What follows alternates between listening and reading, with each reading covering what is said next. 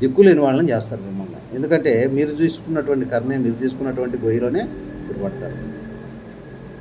జరుగుతున్నాయి సమాజంలో. అనేక మంది రోడ్ల మీద తిరిగే తల్లిదండ్రులు, ఇవాళ ఆశ్రమాల్లో ఉండేటువంటి వృద్ధులు, వీళ్ళందరూ కూడా వాళ్ళు చేసుకున్నటువంటి కర్మానుసారము.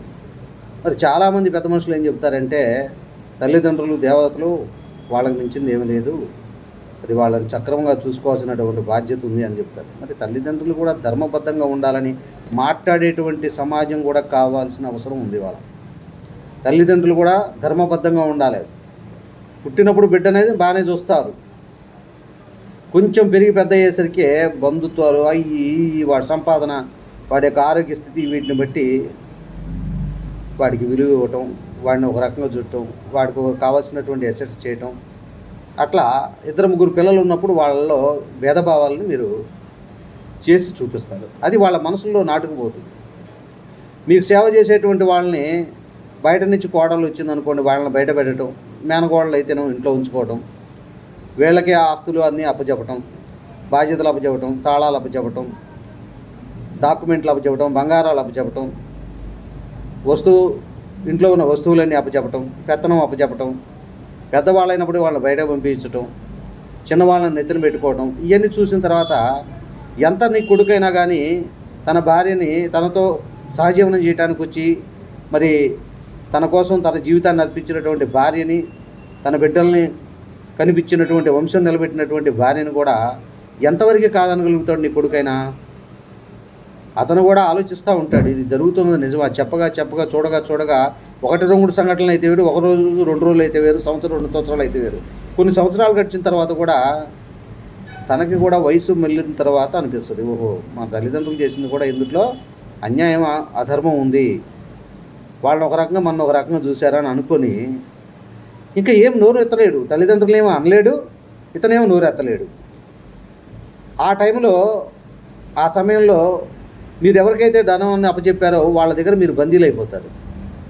ఇంకా నోరెత్తడానికి లేదు. వాళ్ళు ఏం చేసినా కిక్కురు మనటానికి లేదు, చెప్పుకోవడానికి ఎవరికి దిక్కు ఉండదు, వినటానికి ఉండదు. ఎందుకంటే వీడికి అన్నీ హ్యాండ్ ఓవర్ చేసేసారు కదా. అన్నీ హ్యాండ్ ఓవర్ అయిన తర్వాత ఇంకా మీ దగ్గరే ఉంటాయి. మెలకుండా కూర్చో, నీకేం పెడతాం తిను, నీకేం కావాలో తీసుకుని మేము ఇస్తాగా, నీకెందుకో ప్రతిదీ అవసరమా మీకు అంటే చెప్పుకోవడానికి ఇంకో కొడుకు ఉండడు. ఎందుకని? మీరే గెల్లగొడతారు కదా, మీరే దూరం పెడతారు కదా, వాడికి ఏం చెందకుండా చేస్తారు కదా.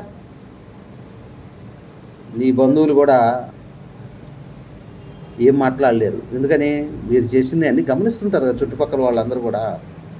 ఏది న్యాయం, ఏది అన్యాయం, ఏది ధర్మం, ఏది అధర్మం అని.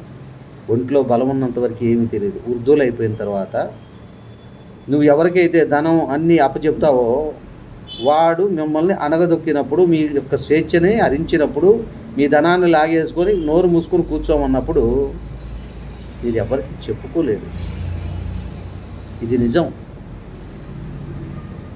ఒక మనవడిని ఒక రకంగా చూసి, పెద్ద కొడుకు పిల్లల్ని ఒక రకంగా, చిన్న కొడుకు పిల్లల్ని ఒక రకంగా చూస్తే, ఆ మనవాళ్ళు కూడా తల్లిదండ్రులను నోరు మూపిస్తారు. ఎక్కువ మాట్లాడవకపోయా మీ నాన్న గురించి, మీ అమ్మ గురించి. ఏ రోజన్నా మా దగ్గరకు వచ్చి మమ్మల్ని ప్రేమగా చూసారా, మమ్మల్ని దగ్గర ఉంచారా, మమ్మల్ని ఆప్యాయతగా దగ్గర తీసుకున్నారా అని అడుగుతారు. అప్పుడు ఏమవుతావు? కిక్కురు మనకుండా ఉంటావు. అతంటే నీ కొడుకు కూడా ప్రేమ ఉన్నప్పటికీ, తల్లిదండ్రులకి ధర్మం ఉన్న అనిపించినప్పటికీ కూడా, జన్మనిచ్చారు కానీ పెంచి పోషించారు అనుకుంటున్నప్పటికీ కూడా, భేదభావం మీలో ఎప్పుడైతే చేస్తారో ఆ యొక్క కర్మలు మిమ్మల్ని వేధిస్తాయి, వెంటాడతాయి. తెలుసుకోండి తల్లిదండ్రులారా, సమాజంలో మీ బిడ్డలను అందరినీ సమానంగా చూడండి. ఎవరు మంచి ఎవరు చెడు గ్రహించండి. ఆ తర్వాత వాపోయి పిలిచి చెప్పినా కానీ, ఏముందిలేమ్మా నాకు చేయాల్సిన అన్యాయం అంతా చేసావు కదా, మరి మీరు చేసుకుందే కదా, నేనేం చేయగలుగుతానని చెప్పి ఆ రెండో బిడ్డలు కానీ, ఆ మిగతా బిడ్డలు కానీ మీకు ఏ న్యాయము చేయలేరు. అంటే దీనికి కారణం ఎవరు? నీ బిడ్డలు కాదు, మీరు చేసుకున్నటువంటి కర్మలే మీకు. ప్రియమైన తల్లిదండ్రులారా, మీ బిడ్డల పట్ల మీరు ధర్మబద్ధంగా ఉంటే వారు కూడా ఆ ధర్మాన్ని పాటించి తీరుతారు. సమాజంలో వాళ్ళ ధర్మం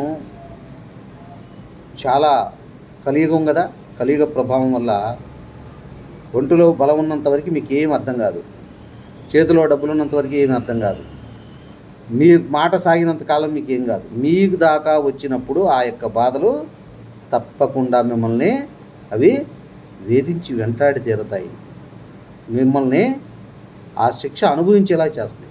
మరి ఏ ధర్మం మిమ్మల్ని కాపాడుతుందో చెప్పండి. మిమ్మల్ని మీరే కాపాడుకోవాలి. ఆ ధర్మాన్ని రక్షిస్తే ఆ ధర్మం మిమ్మల్ని రక్షిస్తుంది తప్ప బిడ్డలు కాదు. మీరు ధర్మాత్ములైతే మీకెవరో ముక్కు మొహం తెలియని వాళ్ళు కూడా దారిని పోతా కూడా అరే మంచివాళ్ళు రా వీళ్ళకి మనం ఏమైనా చేయాలి అని బుద్ధి పుట్టిస్తాడు భగవంతుడు. పంచభూతాలు, ప్రకృతి, పరమాత్మ అన్నీ చూస్తూ ఉంటాయి. అన్నీ కూడా మనం ఏం చేస్తాడు, మన అంతరాత్మలోనే ఉంటాడు భగవంతుడు. సర్వాంతర్యామి, అంతర్యామి. కాబట్టి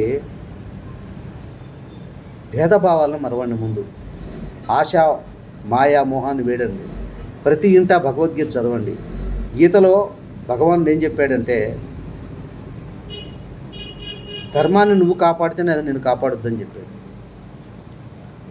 ఆ ధర్మాన్ని ఆచరించి తీరాలి నువ్వు, ఫలితం నీ చేతిలో లేదు. కాబట్టి ధర్మో రక్షితి రక్షిత. ధర్మాన్ని కాపాడండి, ధర్మబద్ధంగా ఉండండి. మీ పిల్లలకి ధర్మాన్ని నేర్పండి, అది ఆచరించి మీరు చూపించండి. అదే మిమ్మల్ని కాపాడి తీరుద్ది. ఓం శాంతి శాంతి శాంతి.